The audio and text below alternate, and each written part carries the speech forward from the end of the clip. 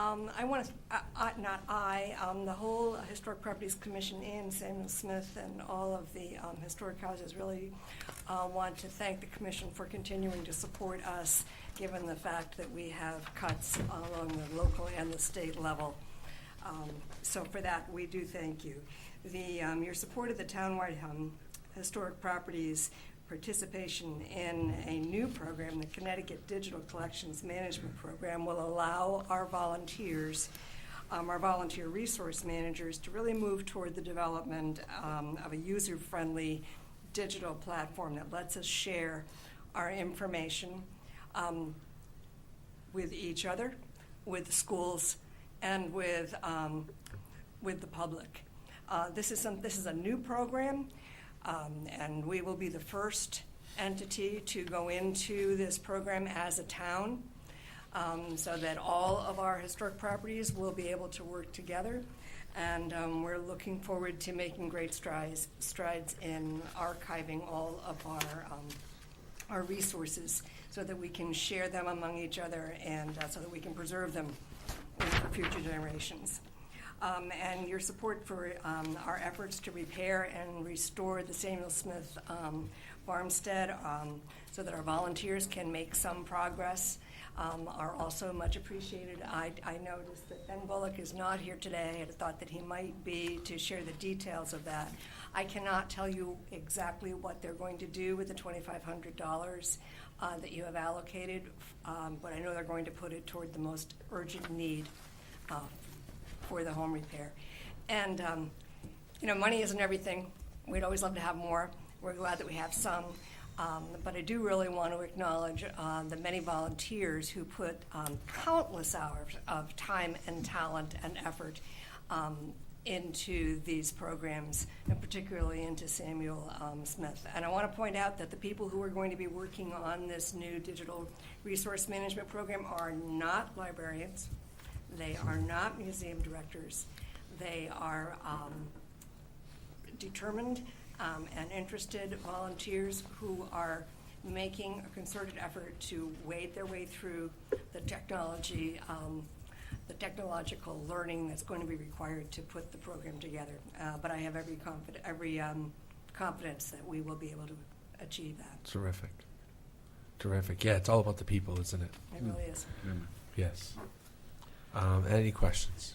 I'd just like to commend Ms. Johnson for stepping forward and taking over this role and responsibilities. And she has the distinction of being in the first graduating class from East Lyme High School. Oh. How about that? Was that about 12 years ago? Thank you. And tonight, 5 of our presenters are high school graduates from East Lyme. Yeah. So pretty And- special. and- Yes. It's a pretty special town, and Barbara moved back here specifically after many years away from town. She moved back here specifically, as many of our people do, who move someplace else and find out this place actually is kind of exciting. No, not exciting, but it's just a wonderful place to live. I Full of life. I want to point out that that's a big back at you to Roseanne Hardy and to her colleagues. It has been a pleasure for me personally to come back and actually find myself working with folks, several individuals whose students I were. Is that a sentence? But who had been my instructors and who had, frankly, inspired and motivated me to go on into education and curriculum design. So it all works. Was Roseanne your teacher? No, Roseanne was That was- a very young woman at that time. So was I, of course, younger. No, I had to go. Not many years behind. Not many. Let it go, Was it Mark. over Let in the it- okay, 60s? leave it alone, Oh, Mark. dear. All right, ladies. I echo Mrs. Hardy's sentiments. all do. Thank you for Barbara. stepping up. It's amazing the work you're doing, Oh, it's a and your pleasure entire working with group.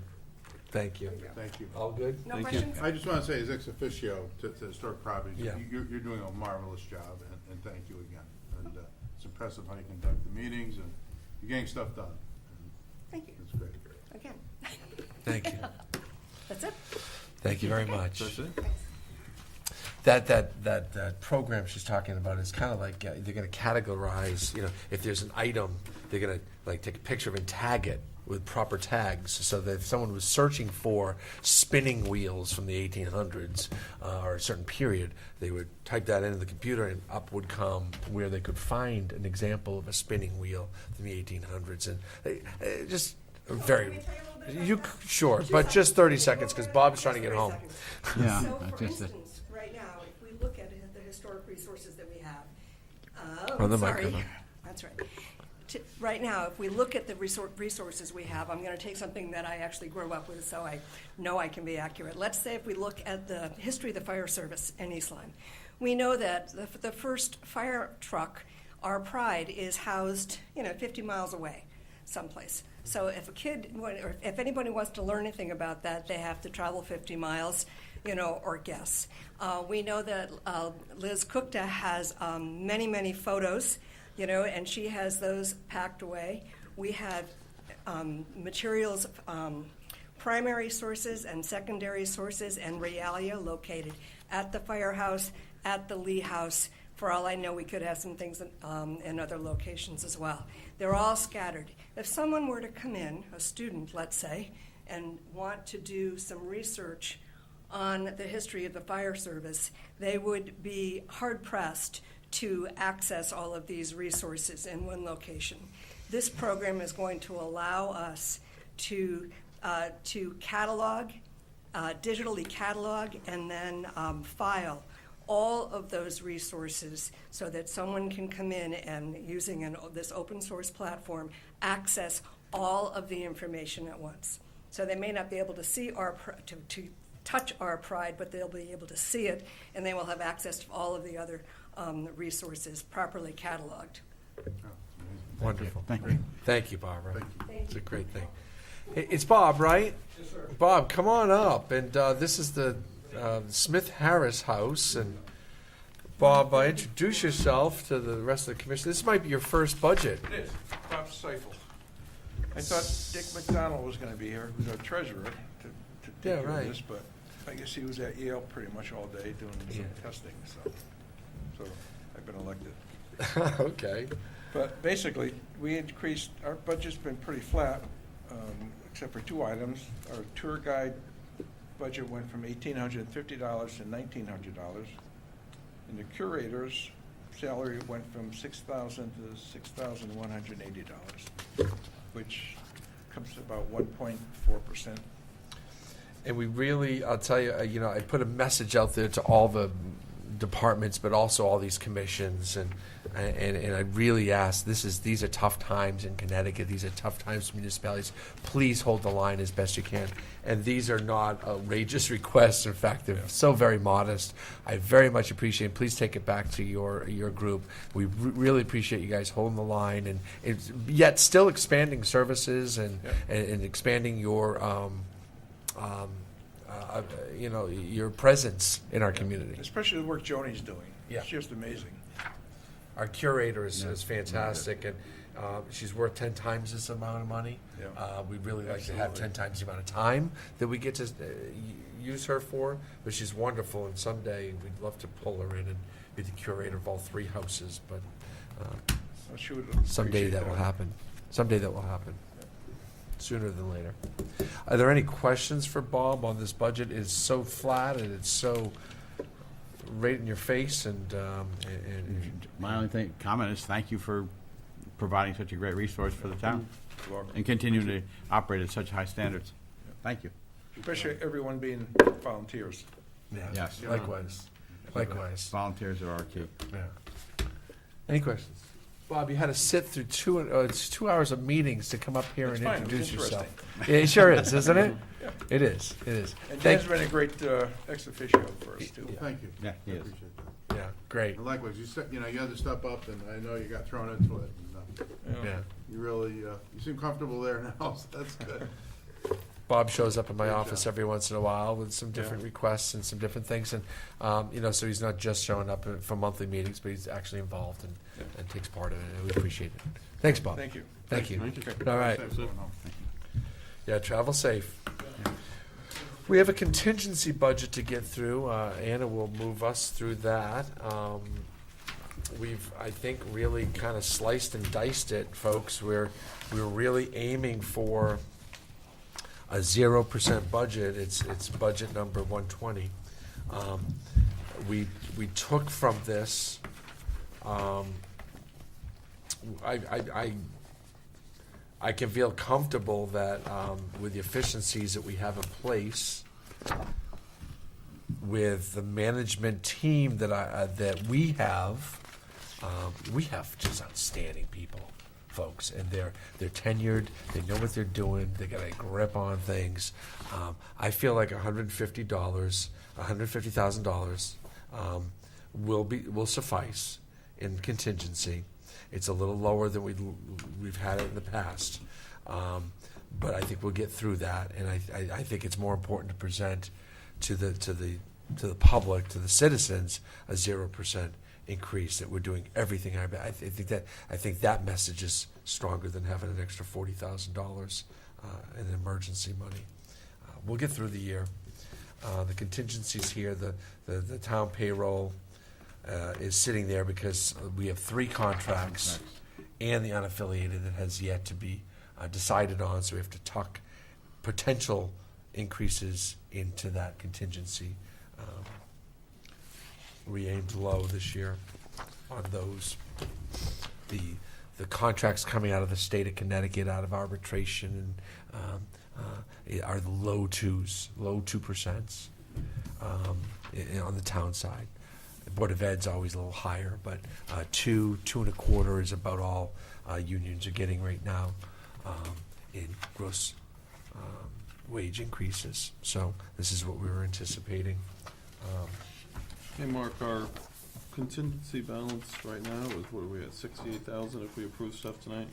68.7? Yes, and we had a we pulled some money out of other accounts last year, or the Board of Finance did, and said come back to the contingency, and we're not going to ask them to do that this year. Of course, if they do that again and during their process, I'm going to ask to increase the contingency. But I think we were dealing with the second year of the first full year of going independent police. There was some significant contingency issues there, including the addition of a dispatch and some overtime hours and all that. Next year is going to be fine with $150,000. Did we add money last year because of anticipated state cuts? Not into contingency. That wasn't into Well, I contingency? think I do believe that I thought we had a 300K. No, we did. The Board of Finance did. there was an addition to, like 192 was a little higher than we had been budgeting approximately 145,000 in previous years. We increased it just with the thought that we have such a lean budget, so that in the event something would happen, we would have more to Pad it here, take it out there, and then use it if we need to. You're talking about the $300,000 that we anticipated in state cuts. So we built that into our mill rate. So it didn't show up here, it was No. built into the No, mill It rate? was built into the mill rate. We added $300,000 onto needed funds to balance our books, knowing we'd probably get hit by $300,000. In the end, we got hit by about $1.2 million. Do we have any intel on what we expect next year from the Governor's state? budget was a cut of, I've lost track now. Is it 500,000? 300,000? It was a small amount. It was. It depends on how you look at it, because there's some funds where he said he was taking it away, but he already took it away, or he was adding it back, but he really took it away. I mean, There's some shell game going on there, but the actual ECS cuts were like And 300,000. they actually showed it because they're comparing the budget to where we ended up this year. So it looks like a smaller reduction than it actually is. After they already took out? Yeah, After the last. We didn't get the 9 million, we got 7 or whatever there it was. there was a bit of a shell game thing going on. So the bottom line is we will get cut next year. We anticipate $300,000 in cuts by the governor's budget. The legislature's way out right now, and they're still waiting to see what happens in April. I think if you look in your revenue tab in your book, we provided you with the information on the state revenue, so you could see the differences. Thank you. That's where it is. Oh, okay. And that'll, I believe, address your question.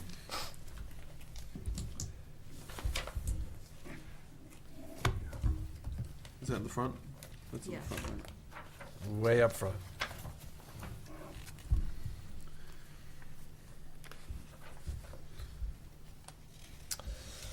Probably no questions on the, or are there any other questions on the contingency? I'm a little uncomfortable with the cut, considering the amount of cuts that have already been made within the budget. I know you're giving us some reassurances, but things are just so volatile in terms of money that we might be getting, including grants that are in Right. this budget that people were counting on getting. I'm a little concerned to not have this money, and also because we don't know what the Board of Finance might decide they want to cut. I think that 175 is quite lean considering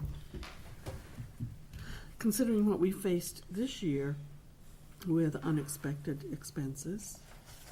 And we were pretty close to the line last year in terms of departments. Just to express something to think about, that is one place that we can more easily take from if we need, rather than trying to have one department give up money to help another department or something. So, What have we been averaging for that contingency on the last few years? I only see 1 year. Well, I think 192. Anna said about 145. Well, what's But, no, 2017? that's And what we budgeted. the expense was only Okay. 7,000. You know what, I can give you a report on that for your next meeting. I mean, I know it doesn't help you tonight, but, because it's, like, During the break, I can look that up. Well, I can go back a couple of budget cycles and see where it was. Be interesting, because this is Yep. unforeseen stuff, not I have necessarily books on state my cuts, desk. now that I understand that. well, but this is where we also take overruns out of. Yeah, so if we have extra salt needs or- to come or out of there, right? something. It might if we had to, Depends what you but it's more designed for covering salaries and Yep. things after negotiations. Well, there's two categories. Well, there's two right? categories, right? Yeah. The first payroll one, in general. Yeah, and that that one, I assume you've Payroll gone is through. just, yeah, union Payroll, you contracts. know what's coming up, Yeah. right? And you're anticipating. Right. We have an estimate. Yeah, we don't know where it's gonna land, but it's an estimate. Right. The other one is the unforeseen. Unforeseen expenses that can't be handled within the budget. Yeah. Wait, like, if you look in your budget books, it shows that we actually expended 7,396 in the contingency account last year, but what it doesn't show is what we actually may have transferred out of the budget account into other departmental budgets. right. So that's, Your expenditure shows an encumbered amount of 96,000. and that, in the current year, that 96,000 is related to the budget holdback. So that's how we handled it, because we just, if we didn't do that, especially at the department level, they're just gonna spend the money. They're gonna forget that they told us that we could have the money back. So we just encumbered the funds. and that's Remember, what we had the governor cut, what, $1.2 million from municipal aid, well into 5 years into our fiscal year. 5 months. And 5 months. I'm sorry, I'm tired. It's been a long week. Well, five months into our fiscal year, and we had to go get the money. And yes, sure, we rated the contingency. I think we're going to have a better, clearer picture, this being the second year of the 2-year budget cycle. We'll have a clearer picture as we head into the final months of the budget. And I think the message is you killed the municipalities last year. I don't think the feeling is the same this year, although this governor is unpredictable.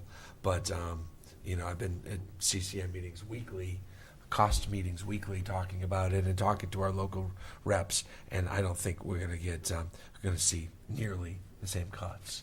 I think as we get closer and we start moving toward the revenue side and the mill rate setting that the Board of Finance does, I think we'll find that the $300,000 or $400,000 will be sufficient.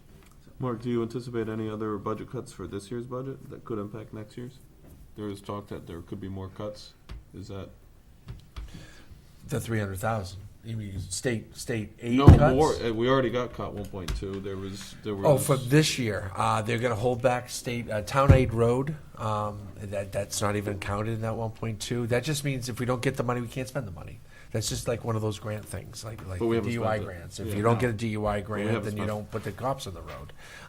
It's the same principle. Okay. You don't get that year after year. Now you got to start budgeting it in. You got to take that $900,000 or $950,000 that Joe uses and bump it up to more, $1.4 million to make up the difference because your roads will be crumbling. But we're not there yet. They haven't taken that away yet. They've just delayed the payment this year. That's just, if that disappears, listen, when the state cuts all our funding in the next 10 years and we're down to zero, this budget book's going to look a whole lot different. And yes, we should be prepared for it. We are now preparing for that. You've heard Public Works is down, Chuck Holyfield is down a supervisor, a big ticket. Parks and Rec is down. The town clerk's office is down a person. The janitor is down half a person. We are making cuts, yet trying to find efficiencies and not lose services. But at some point, in December, if the governor throws us another $1 million cut, we're losing services. And that's just the way it is. Or we'll do a mid-year tax increase. Right. Mark, that you spent in that 950. Where is that 950? That's under capital. You don't have the capital budget yet, right? The capital budget's in here. It's in here, but I don't see 950. Yeah, I didn't see 950 in there either. It's under CIP, not capital. Capital improvement CIP we program. don't Yeah, have. the CIP we don't have. We don't have this. The 950 that Joe Right, talked right. about, that's in. The $950,000, we bond every year. That it would be in CIP. CIP, I mean the capital budget you have here are things that are showing up in your budget. So is that kind of an interest? Cash thing? outlays. So it's in CIP, but also would be in interest? Yeah. That should have been factored in, right? Well, the thing about adding money back into the contingency is, I don't know where we take it out from Yeah. Because to, that's, to put that in there, but I'm concerned about some of the programs that we feel are really important, that if we don't get the grant funding, then those programs, we either have to eliminate them or Or pay for them. pay for them or do without them. Yeah. It'd be interesting to, some point, maybe get a list of what those are across departments. Well, if they're eliminated after the budget's passed, Mark will have to look at where. Yeah. No, but I agree. From. But it would be interesting to know Try what kind of number that contingency, is. and we'll have to make a decision on. how to do it. They're small little grants. Dave laid them out for you today under his, and then we get grants through emergency management, through the nuclear safety, for our emergency management and fire marshal's office. There's some grants that go on up there, and we know about that. Some of it's capital, some of it's to pay for services, pay part of the salary. There's not much. Well, I guess that would be in the revenues too, right? All those grants would be in the revenues? Yes. Okay. Yes. For some reason, I On don't the have gr- on the I revenue don't have side. anything on my revenues. You don't have a revenue page? No. We'll get you one Okay. during the break. okay. We can take that break now. Is there any other anything else to discuss? Yeah. Why don't we? I'll move to adjourn the special meeting. Second. All in favor, say aye. Aye. Any opposed? Okay.